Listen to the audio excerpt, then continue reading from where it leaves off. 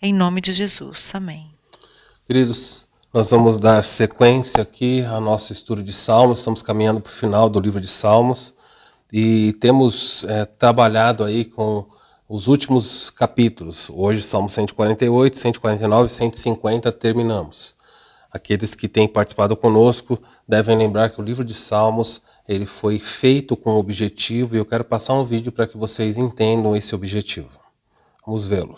O livro dos Salmos é uma coleção de 150 antigos poemas hebraicos, canções e orações que vêm de todos os períodos diferentes da história de Israel. Muitos desses poemas estão relacionados com o rei Davi, 73 na verdade, e ele era conhecido como um poeta e arpista. Mas há muitos autores diferentes por trás desses poemas. Há os poemas de Asaf ou dos filhos de Corá, e alguns são de outros líderes de adoração no templo. Até mesmo Salomão e Moisés têm seus próprios poemas, e quase um terço deles são anônimos. Muitos desses poemas vieram a ser usados pelos coros que cantavam no templo de Israel, mas o livro dos Salmos não é um livro de hinos. Em algum momento no período após o exílio de Israel na Babilônia, esses antigos poemas foram reunidos e intencionalmente organizados no livro dos Salmos antes de nós. E ele tem um conceito muito original e uma mensagem que você não vai notar a menos que leia do início ao fim. Para ver como o livro de Salmos é projetado, é muito mais útil começar do final. O livro conclui com 5 poemas de louvor ao Deus de Israel. E cada um começa e termina com a palavra Aleluia, que é hebraico para uma ordem, para dizer a um grupo de pessoas para louvar a Yah, que é a abreviação do nome divino Yahvé. Esse é um ótimo arranjo de 5 partes e parece que alguém está nos dando uma conclusão para o livro. Por isso a pergunta, o livro tem algum outro sinal de conceito intencional? Se prestar atenção aos títulos dos poemas, você notará que em 5 lugares os tradutores da Bíblia colocaram os títulos Livro 1, Livro 2, Livro 3, Livros 4 e 5 em vários pontos. E isso divide o livro em 5 grandes seções. A razão para isso é que o poema final de cada uma dessas seções tem um final muito semelhante que parece uma adição editorial. Diz algo assim, que o Senhor, o Deus de Israel, seja abençoado para todo sempre. Amém e amém. Então, o livro tem uma conclusão, ele tem uma organização interna em 5 partes principais. E então, o lugar natural para irmos a partir daqui é para o começo procurando uma introdução. E o que encontramos? Salmos 1 e 2, que estão fora do livro 1, porque a maioria dos poemas do livro 1 está ligada a Davi, exceto os Salmos 1 e 2, que são anônimos. Salmo 1 celebra como uma pessoa que medita na Torá é abençoada, lendo-a em oração dia e noite e depois a obedecendo. A palavra Torá significa simplesmente ensinar, e mais especificamente se refere aos 5 livros de Moisés que iniciam o Antigo Testamento. E aqui, na verdade, a palavra parece ser usada com os 2 significados em mente, o que explica porque ela tem 5 partes principais. O livro dos Salmos está sendo oferecido como uma nova Torá, que ensina ao povo de Deus a prática da oração ao longo da vida, enquanto se esforçam para obedecer aos mandamentos de Deus dados na primeira Torá. O Salmo 2 é uma reflexão poética sobre a promessa de Deus ao rei Davi, de 2 Samuel capítulo 7, que um dia um rei messiânico viria e estabeleceria o reino de Deus sobre o mundo, derrotaria o mal e a rebelião entre a nação. O Salmo 2 conclui dizendo que todos os que se refugiam no rei messiânico serão abençoados, precisamente a palavra usada para abrir o Salmo 1. E assim, juntos, esses 2 poemas nos dizem que o livro dos Salmos foi criado para ser o livro de orações do povo de Deus. Enquanto eles se esforçam para ser fiéis aos mandamentos da Torá, têm esperança e aguardam a chegada do futuro rei messiânico. Agora, com esses 2 temas introduzidos, podemos começar a ver como os livros menores também foram projetados em torno dessas 2 ideias. Assim, por exemplo, o livro 1 tem no centro uma coleção de poemas, Salmos 15 a 24, que começa e termina com uma chamada à fidelidade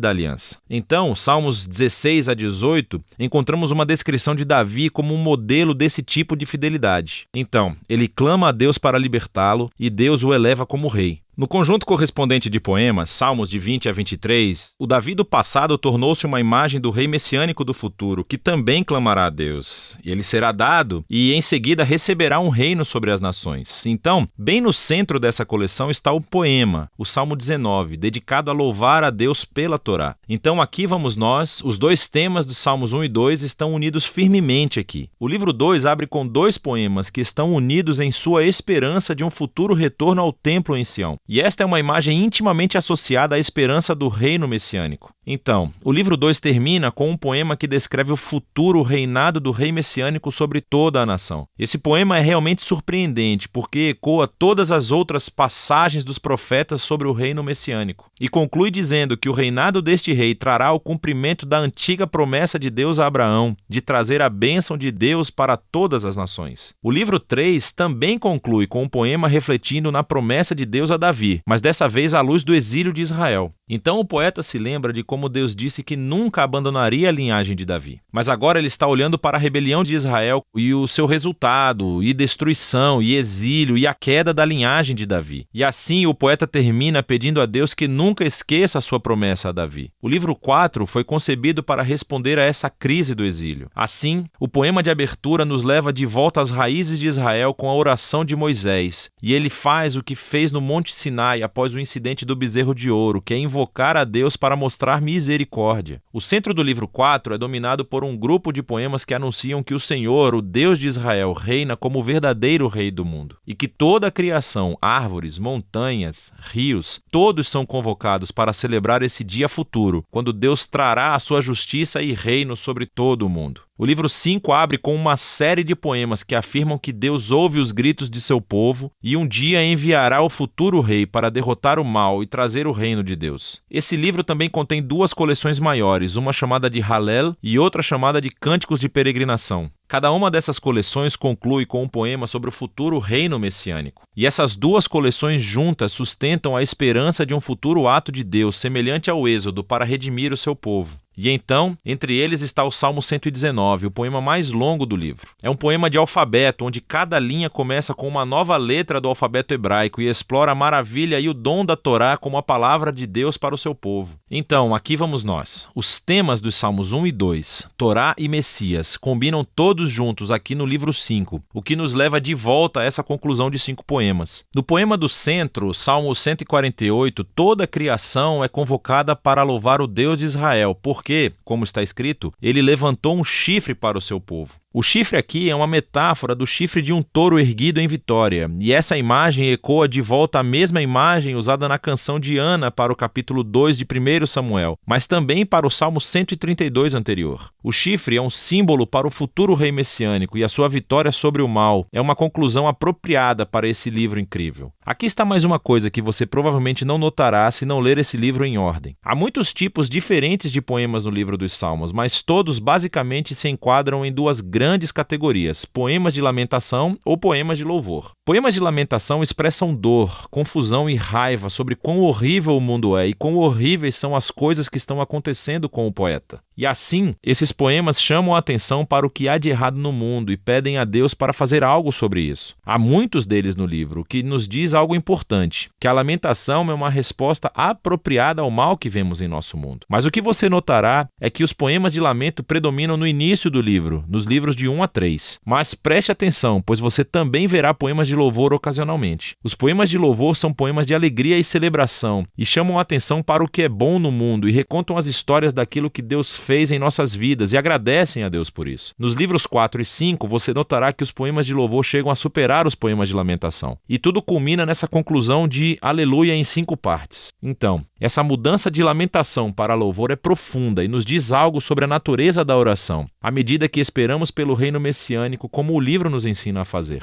Isso criará tensão ao analisarmos o estado trágico do nosso mundo e das nossas vidas. E assim, os salmos nos ensinam a não ignorar a dor de nossas vidas, mas, ao mesmo tempo, a fé bíblica é voltada para o futuro, olhando para as promessas do futuro reino messiânico de Deus. E assim, a Torá e o Messias, lamentação e louvor, fé e esperança, é disso que se trata o livro dos Salmos.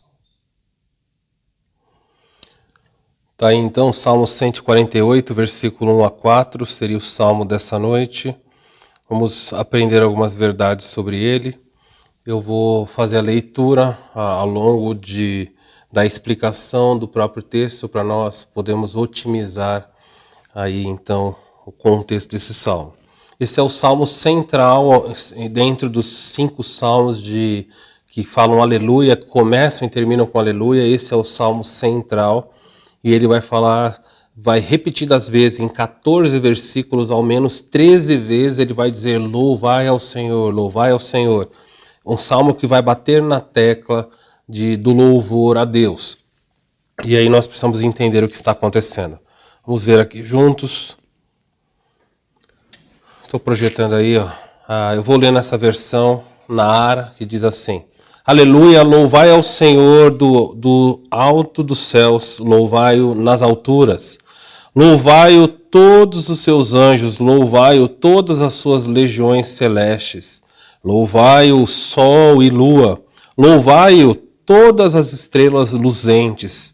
Louvai os céus dos céus e as águas que estão acima do firmamento.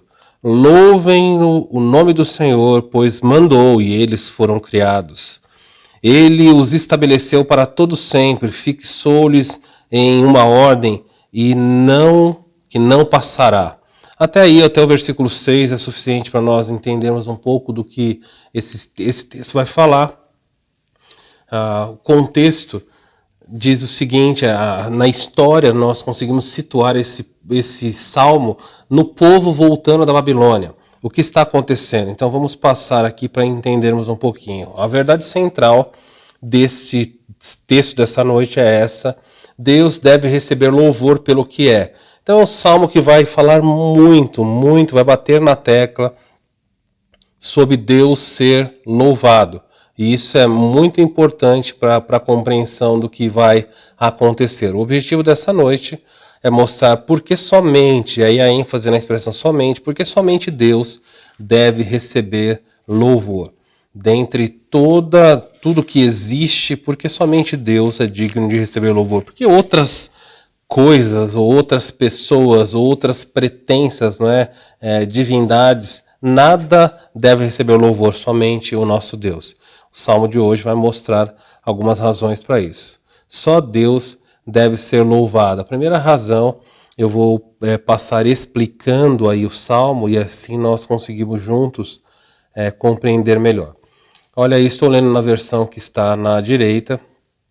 O texto diz: Aleluia.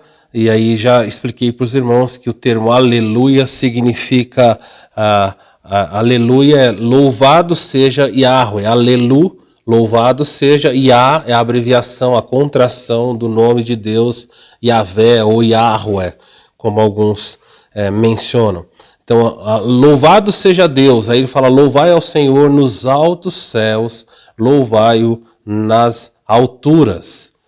O povo de Israel estava voltando de um contexto de cativeiro, eles ficaram cativos na Babilônia durante 70 anos, e a razão pela qual eles foram para o cativeiro era desobediência, idolatria,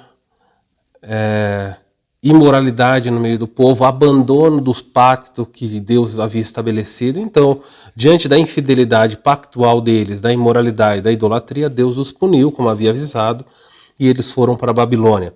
E agora eles estão voltando, bem machucados, arrependidos do mal que eles haviam cometido, e Deus de novo vai reforçar para eles o entendimento de que o louvor realmente tem que ser dado a Deus. E por que vai ser importante a forma como o Salmo vai caminhar? Porque esses homens e mulheres que voltaram da Babilônia passaram por lugares onde a criação era o foco da adoração. Assim como as religiões do mundo hoje fazem. O foco não no Criador, mas nas criaturas. Então, na Babilônia, as pessoas adoravam águia, adoravam boi, adoravam divindades em formas de animais. Muito disso ficou, depois de 70 anos, assimilado pelo povo de Israel.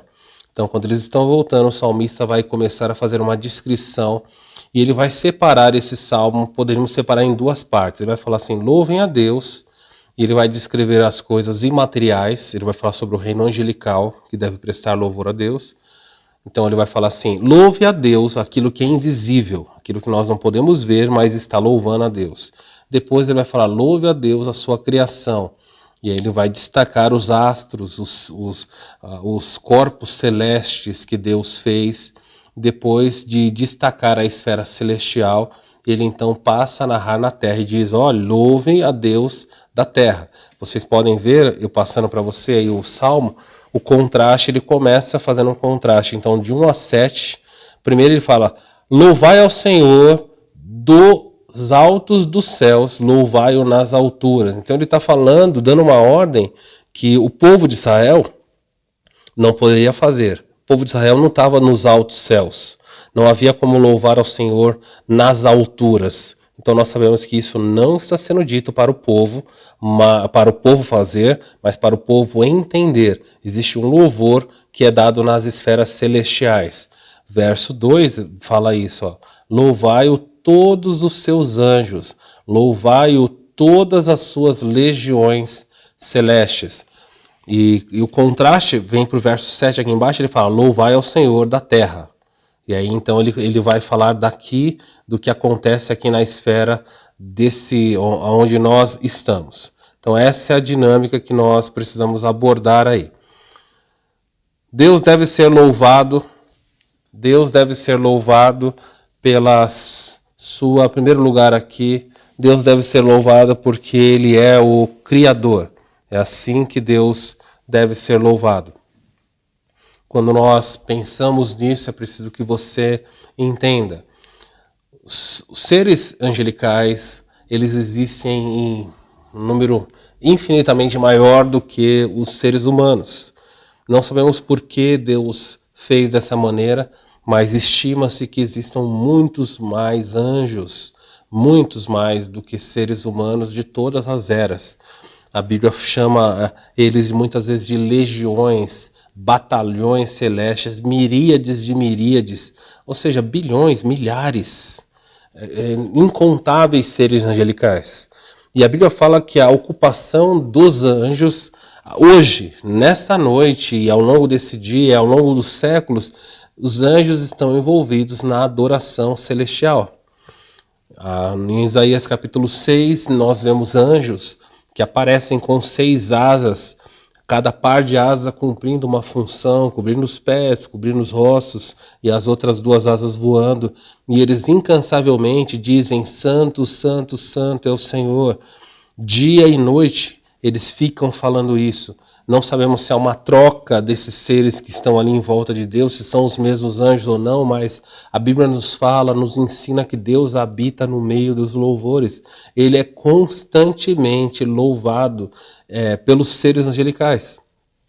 E o salmista traz à mente do povo de Israel a dimensão, começando do mais alto para o mais baixo, nesse tipo de estrutura para convencer os judeus, para ensinar didaticamente os judeus, dizendo, os seres angelicais, que são mais nobres, mais numerosos, mais poderosos, que eles expressem louvor a Deus.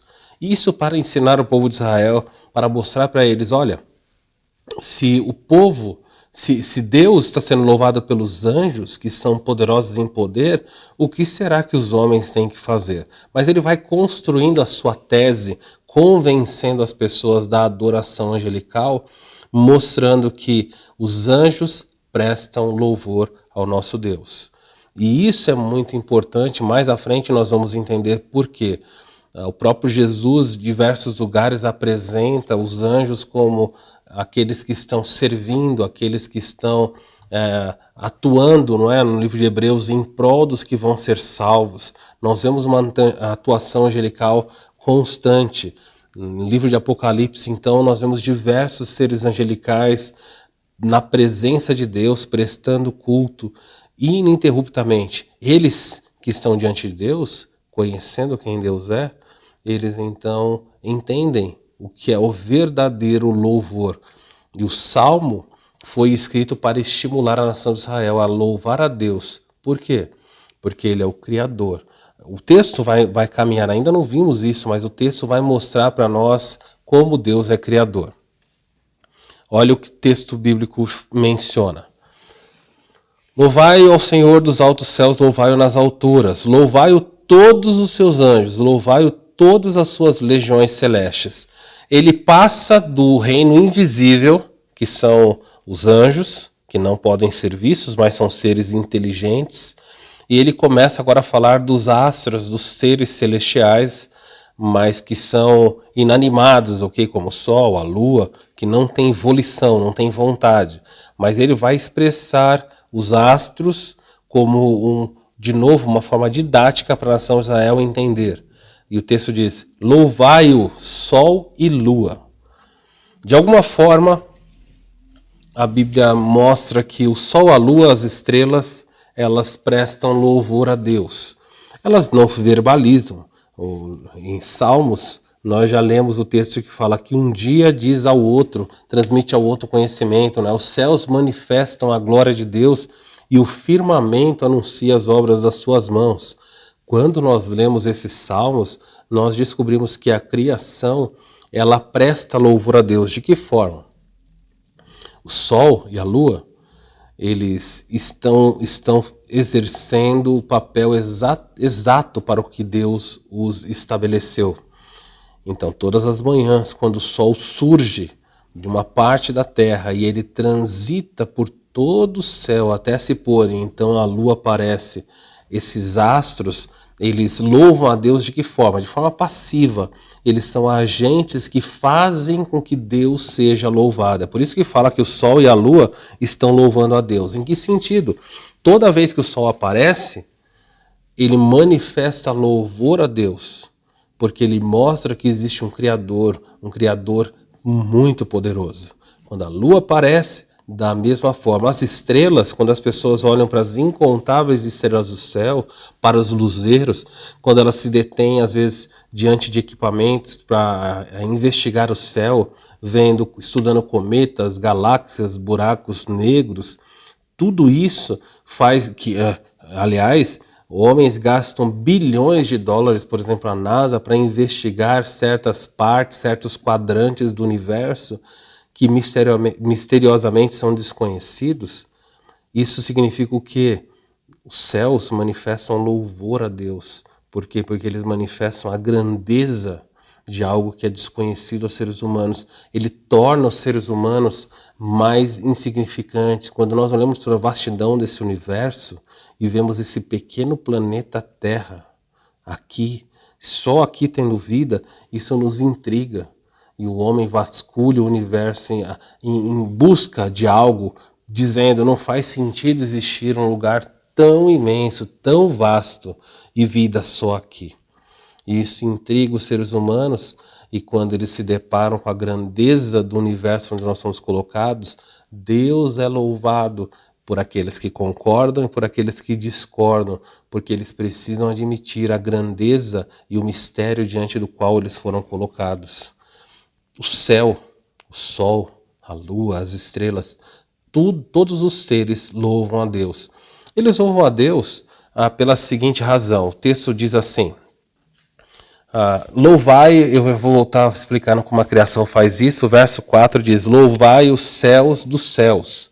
Está falando sobre o louvor que acontece nas regiões celestes. E as águas que estão acima do firmamento.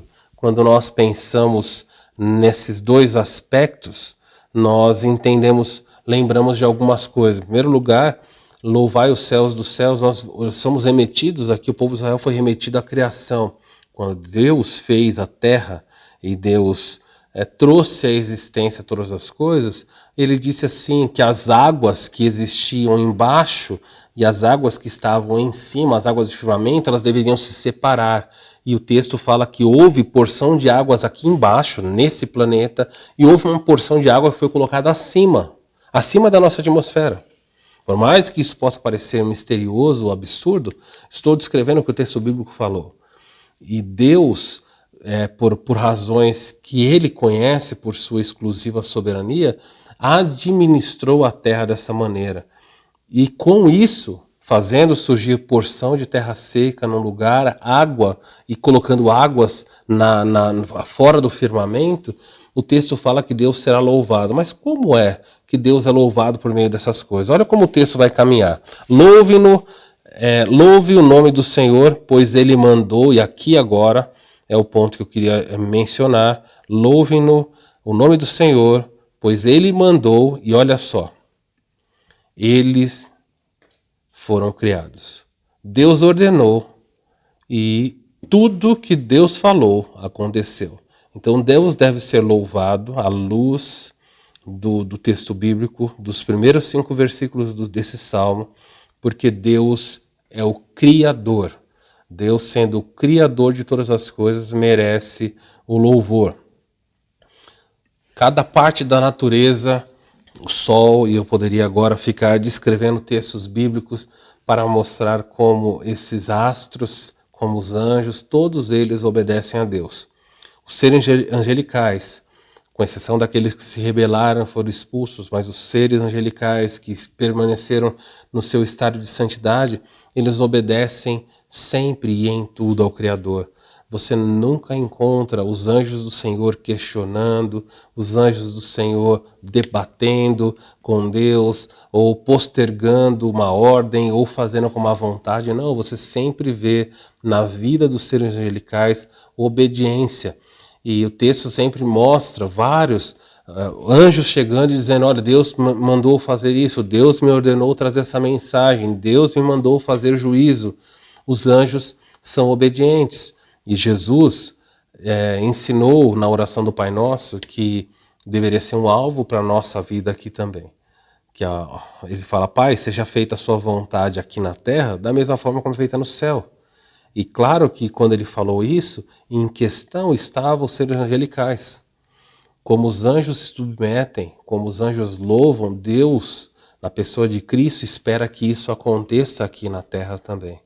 E esse é um desafio, porque o povo de Israel, que voltava de um estado de desobediência, agora era estimulado pela palavra de Deus a olhem para os anjos, vejam como os anjos se submetem. Os anjos estão mais poderosos que vocês, como eles se submetem a Deus. Por quê? Porque Deus os criou.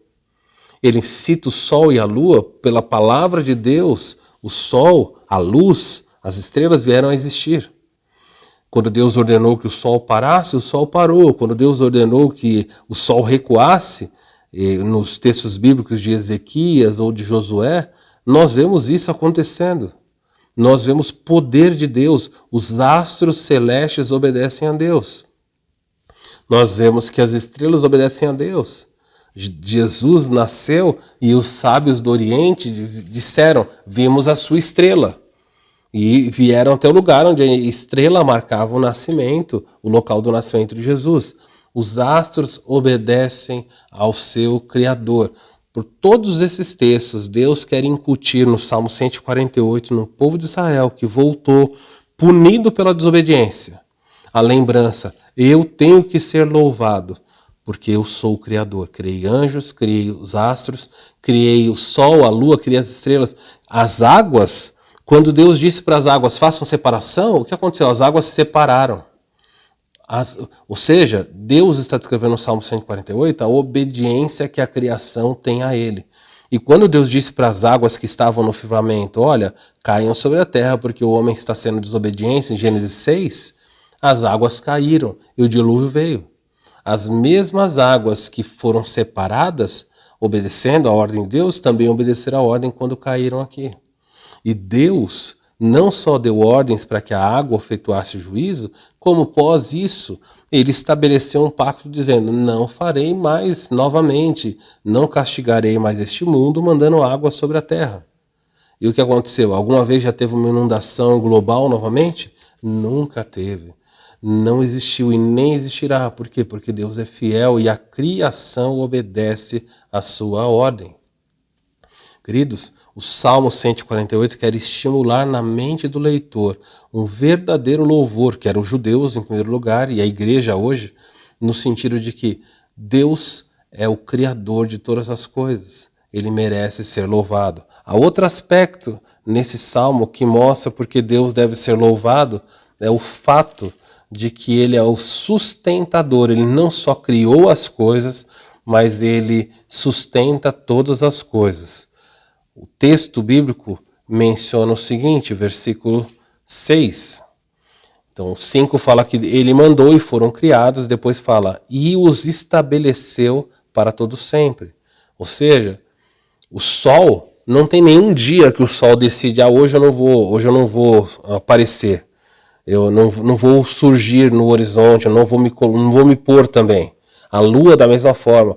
Deus fixou os parâmetros da ordem e ele sustenta para que a terra continue girando, para que o sol continue nascendo, para que as chuvas continuem caindo. Deus estabeleceu, Deus fixou ordens, e nada disso que ele fixou pode passar.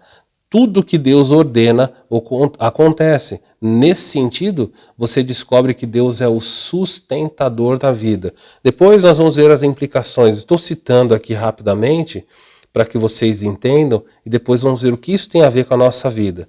Então você está vendo que Deus deve ser louvado porque Ele é o Criador. E em segundo lugar, Deus deve ser louvado porque Ele é o sustentador. O texto diz assim: louvai ao Senhor da terra. Agora ele passou de uma dimensão celestial, veja, ele começou falando dos seres invisíveis, os anjos, passou a falar dos seres celestes, que são visíveis, o sol, a lua, as estrelas, as águas, e agora ele passou a falar, está diminuindo, veja que ele vem do alto para baixo, agora ele vai começar a falar da terra. Louvai ao Senhor da terra, e algumas versões falem, louvem ao Senhor, olha a versão do meio, desde a terra. E a NVI melhorou ainda, louvem ao Senhor vocês que estão na terra. Então ele falou dos anjos, agora vai falar dos seres humanos. Por quê? Porque os seres humanos, se os anjos e os astros precisam do sustento de Deus, muito mais ainda os seres humanos. Ele descreve assim: louvai ao Senhor monstros marinhos e abismos todos os abismos, fogo e saraiva, neve e vapor, e ventos procelosos ou ventos furiosos, fortes, que executam a sua palavra. Montes e todos os outeiros, e árvores, outeiros aí são as colinas, montes e colinas, árvores frutíferas e os grandes cedros, as feras e os gados, os répteis e os voláteis, aí, ou seja, os animais que voam, os que rastejam e os que voam, e, enfim, você vê até o versículo 10, ele falando agora dos animais. Deus estabelece que os seus seres, os menores, os celestiais e os da terra, prestem louvor. Interessante novamente como nós vemos isso em toda a criação. Ele tá reproduzindo o que aconteceu, uma ordem da criação, inclusive, lá quando você lê Gênesis, a forma como ele descreveu aqui os animais é a mesma forma na ordem como eles foram criados. Deus quer colocar na mente do povo de Israel o seguinte: os animais que são irracionais, até eles prestam louvor a Deus, até eles expressam de alguma maneira a grandiosidade de Deus. Mas vocês, povo de Israel, não conseguem fazer isso. Vocês vivem para o seu bel prazer. Em Isaías capítulo 1 é dito o seguinte: até a jumenta conhece o seu dono, até o boi conhece aquele que o apacenta, mas a nação de Israel não me conhece, o meu povo não sabe quem eu sou. E Deus está incutindo na mente do leitor, do primeiro leitor: vocês precisam entender, eu mereço ser louvado porque eu criei tudo e porque eu sustento. Mesmo os seres inanimados ou os animais irracionais, eles prestam louvor. Por que vocês insistem em desobedecer? E isso é importante porque Deus está mostrando que toda a criação louva a Ele.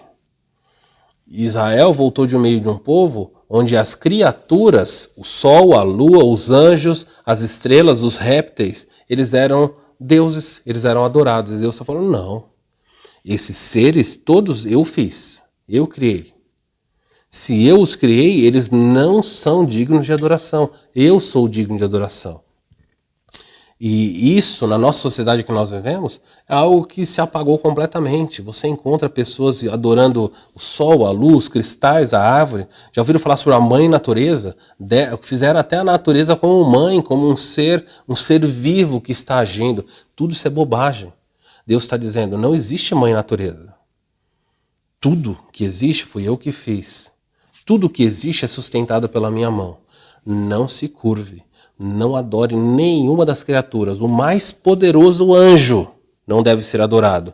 De passagem aí, você já sabe então que nenhuma entidade espiritual merece adoração, deve ser adorado.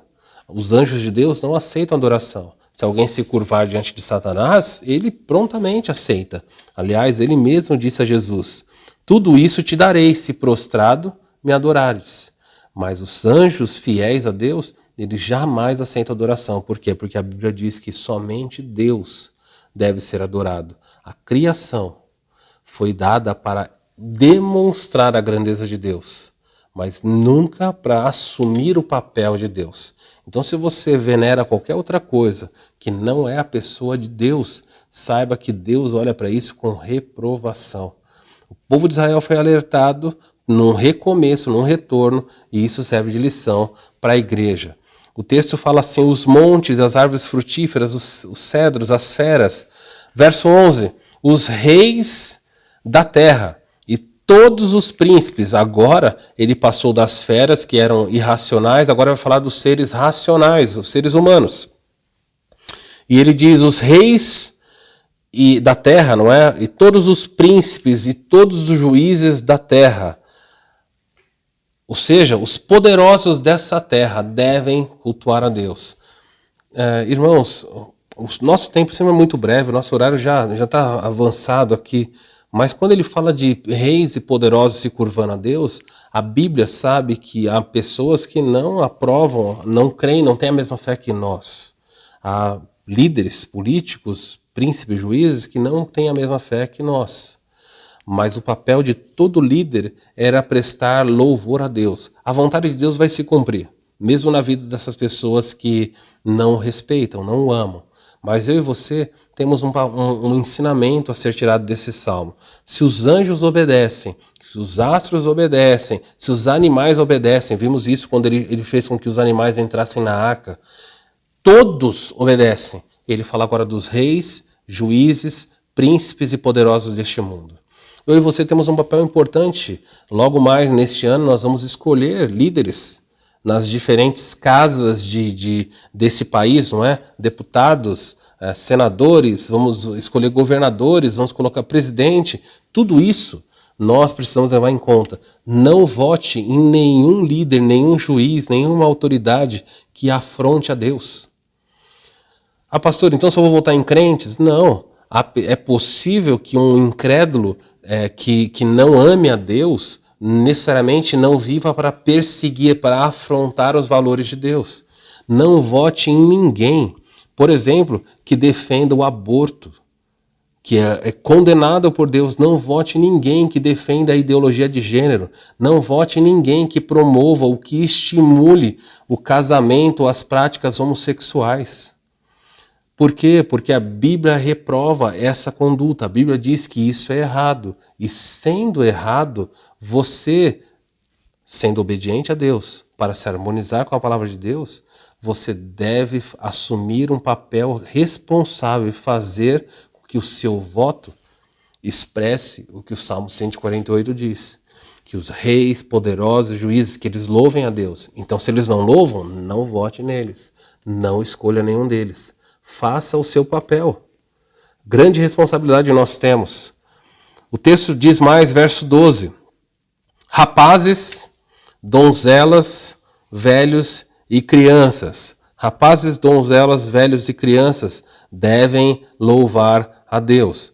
Isso aqui é importante de se entender, porque nós vivemos numa geração em que as pessoas perdem o sentido. Como é que, por exemplo, por que ele fez esse contraste de rapazes e moças aqui, né? A tradução foi para donzelas. Ele fez o contraste de rapazes e moças e depois idosos e crianças. Ouça-me bem, Deus quer que os poderosos o louvem, mas Deus também quer que os rapazes e as moças façam isso. Ele destaca isso porque é uma fase da vida que muitos têm uma dificuldade muito grande de obedecer a Deus. Jovens e adolescentes e jovens, moças e rapazes têm uma dificuldade muito grande de demonstrar respeito e louvor a Deus. Vivem vidas como se Deus não existisse. Assumem posturas que são completamente contra a palavra de Deus. Agora, se isso acontece no mundo e acontece abertamente no mundo, a maior tristeza é ver isso acontecendo na igreja. Ouça-me bem, rapaz. Você que está me ouvindo aqui, indo pela ordem, como o texto mostrou, louve ao Senhor, rapazes. Você que é um rapaz, quer louvar a Deus? Como é que você faz isso? Você faz isso por meio da obediência. Ele mostrou os anjos, os astros, os animais, todos obedecendo. Como é que um rapaz obedece a Deus? Um rapaz obedece a Deus, em primeiro lugar, tendo na sua vida, buscando na sua vida, uma vida de santidade. Nós vivemos no meio de uma geração imoral. Rapazes, respeitem as suas irmãs em Cristo. Demonstrem por elas o respeito, por quê? Porque elas são filhas do Senhor que fez os céus e a terra. Trate-as como princesas, trate-as com honra. Não explore essas moças. Quantos rapazes abusam das suas próprias irmãs, ficam, namoram, acabam com as suas irmãs. E depois diz, Deus seja louvado. O que é isso? É hipocrisia pura. Rapazes, demonstrem o louvor a Deus por meio de uma conduta ética no trabalho, uma conduta ética na vida acadêmica. Olhe o seu palavreado, cuide da sua boca, cuide do seu linguajar, cuide da maneira como você se porta, se veste, a maneira como você trata os seus pais, a maneira como você vive. Isso é louvar a Deus. Para alguns jovens, aqueles jovens estão louvando a Deus, eles acham que louvar a Deus é pegar um violão e cantar. Isso é uma parte do louvor a Deus. Aliás, se tudo isso que eu falei antes não está na vida, pegar o violão e cantar, deixa de ser louvor para ser uma afronta. Deus quer que vocês, rapazes, tenham uma vida íntegra. Quantos cansei de ver rapazes que exploravam sexualmente as suas irmãs em Cristo. Jovem, você, rapaz, escuta-me bem porque o texto está falando isso. Viva uma vida de castidade, guardando-se para o casamento. Não importa o que esse mundo fale, ensine, não importa quantas tentações você sofra, Deus quer que você se mantenha puro. Deus quer que você tenha uma vida de obediência. Os anjos, o sol, a lua, os astros, os animais, os reis devem louvar a Deus. Mas ele não excluiu os rapazes. Deus quer que desde da juventude ali você busque ao Senhor. O que é que há na sua vida, rapaz, que faz com que a sua vida seja reprovada aos olhos de Deus? Quais são as suas conversas ocultas, os lugares que você vai? Você por acaso tem uma vida dupla? Você por acaso tem condutas que fazem com que Deus não seja louvado? Muitos vivem vidas fantasiosas, demonstram no meio da igreja, perante os pais ou amigos crentes, que são crentes, mas quando estão no mundo, são verdadeiros camaleões, se mascaram, vivem vidas horríveis. Deus quer que você, rapaz, tenha uma vida de louvor a Ele. O texto diz mais, rapazes e moças, na versão que eu li antes, diz donzelas. E isso, de novo, há uma forte ênfase aqui nas moças quanto à pureza. Você quer louvar a Deus com a sua vida? Tenha uma vida de pureza. Jamais, em hipótese alguma, se deite com qualquer homem fora do casamento, antes do casamento. Muitas moças abandonaram isso.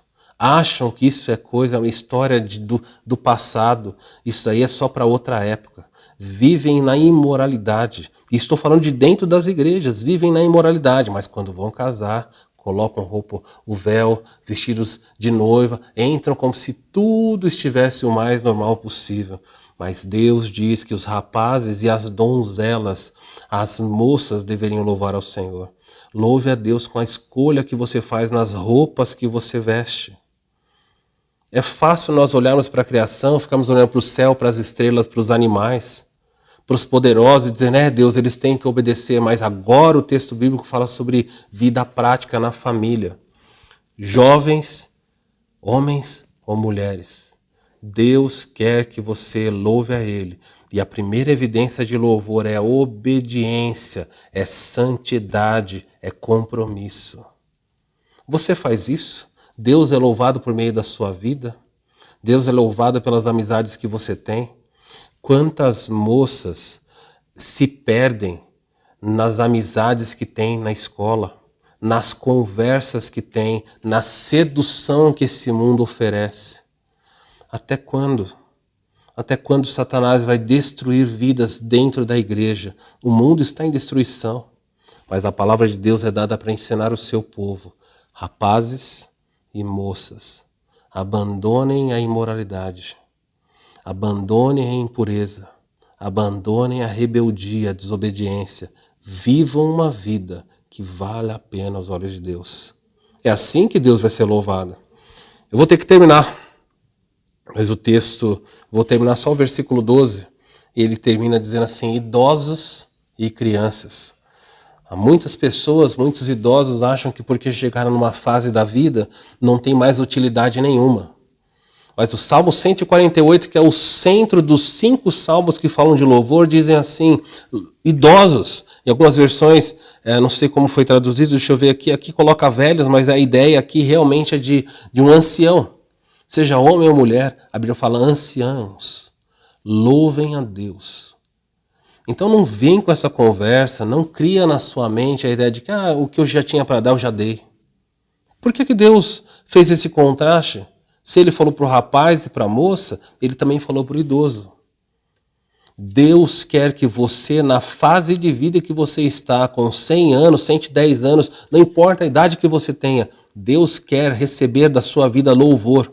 Se ele te deixou aqui, se você está vivo, com dor, doente, com problemas ou não, Deus quer que você o louve. A sua vida deveria expressar louvor. Quantos idosos se tornam rabugentos, murmuradores, reclamões, se tornam obstinados, teimosos, se tornam sabichões, acreditam que não precisam mais ouvir ninguém. Por favor, meu irmão, minha irmã, não use a idade para fazer com que você deixe de louvar a Deus. A sua vida deveria ser um espelho. Quanto mais idade você tem, mais honra e glória você pode dar ao Senhor. Seja um monumento que exalte a Deus, que os jovens, as donzelas, os rapazes olhem para a sua vida, irmão ou irmã com idade, e olhem para você e falem assim: esse é o jeito de servir a Cristo. Quando eu me tornar idoso, eu quero ser como esse irmão, como essa irmã. Mas se você só reclama da vida, se você só pragueja, se você nos seus lábios nunca tem gratidão e louvor, reclama de dor, reclama disso, reclama daquilo, é só reclamação. Como é triste ver pessoas que não sabem envelhecer com graça. Deus quer que jovens, rapazes e moças e idosos louvem a Ele. Então mude a sua atitude. O texto termina dizendo que crianças também têm que fazer isso. Impressionante como muitas pessoas acham que as crianças... a criança não tem que louvar. Olha, como é triste. Eu gostaria de ver mais crianças com 4, 5 anos dizendo a seguinte frase: graças a Deus, fui bem na escola. Olha, Deus me abençoou. Obrigado, Deus, por isso. As crianças não sabem mais. Elas agradecem o papai, agradecem a mamãe, o vovô, o tio, agradecem todo mundo, Papai Noel, Coelhinho da Páscoa, mas elas não agradecem a Deus. Você não vê na boca das crianças o louvor a Deus. E vocês acham que Deus não se importa? Porque o Salmo 148 diz: louve ao Senhor, idosos e crianças. Quanto mais cedo uma criança louvar a Deus, quanto mais cedo ela expressar louvor nas suas atitudes, num coração moldável, mais cedo ela se encontrará com o Salvador. Pai, mãe, é sua responsabilidade ensinar o louvor aos seus filhos, mas eles jamais louvarão a Deus se a sua vida não expressa louvor. Se na sua casa ela vive em pé de guerra, vive em desarmonia, se a sua casa vive um inferno, por que as pessoas vão louvar a Deus perto de você? Os lares dos crentes estão doentes. E porque estão doentes, Deus deixou de ser louvado. As pessoas perderam a mão, perderam o sentido. Eu não tenho como caminhar mais aqui. Mas Deus quer que assim como o sol, a lua, o vento, as montanhas, as águas, os astros, os anjos, os reis e poderosos louvam ao Senhor, que dentro da sua casa haja o mesmo louvor a Deus. E assim você descobrirá como é viver uma vida de louvor e adoração genuínos. Vamos orar. Deus abençoe você. Preciso parar aqui. Deus permitir, continuamos quando Ele nos der condição. Baixe sua cabeça, vamos orar, vamos falar com o Senhor. Pai, nós queremos agradecer nessa noite pelo privilégio que tivemos de olhar para a sua palavra, porque tem sido um desafio. Muitas vezes nós olhamos para a Escritura e porque pensamos em textos que falam ao povo de Israel, esquecemos que esses textos têm aplicação prática para a nossa vida. Que os meus irmãos nessa noite, a minha vida, da minha família e de toda a sua igreja, seja confrontada pelo fato de que o Senhor deve ser louvado. Não há razões que justifiquem a falta de louvor. Não há doença, não há crise financeira, não há problema no casamento, não há luto. Nada nesta vida justifica a falta de louvor. Que o nosso coração abandone a ingratidão, que nós possamos confessar o pecado da ingratidão e possamos mudar. Se há jovens, rapazes ou moças me assistindo que estão vivendo na imoralidade, na rebeldia com seus pais, na desobediência, que estão vivendo uma vida de falsidade, que o Senhor os confronte, que o Senhor estenda a mão da graça. Mas se essa mão não for aceita, que então a vara da disciplina também venha. Eu oro, Senhor, pelos idosos e pelas crianças. Oro para que o Senhor dê graça aos idosos, para que eles não terminem os seus dias sendo um péssimo exemplo, uma péssima influência, mas pelo contrário, que eles possam demonstrar verdadeiramente como é uma vida vivida e até o dia que o Senhor o chamar, vivida aos teus pés. Muda a disposição do coração dos idosos, Senhor. Oro pelas crianças. Ensina, Senhor, aos pais a moldarem os seus caráteres, para que cada criança aprenda a louvar ao Senhor. Tua palavra diz que da boca dos pequeninos vem o pequeno, vem o verdadeiro louvor. Todos nós precisamos te louvar. Ensina-nos mais e mais. Nós oramos em nome de Jesus. Amém. Deus abençoe você, um excelente final de noite. Que a graça repouse sobre a sua família. Nos vemos em breve, domingo às 18 horas. Venha participar conosco. E se você não está inscrito no canal, se inscreva aí e aperte aí o curtir para que o vídeo seja espalhado para outras pessoas.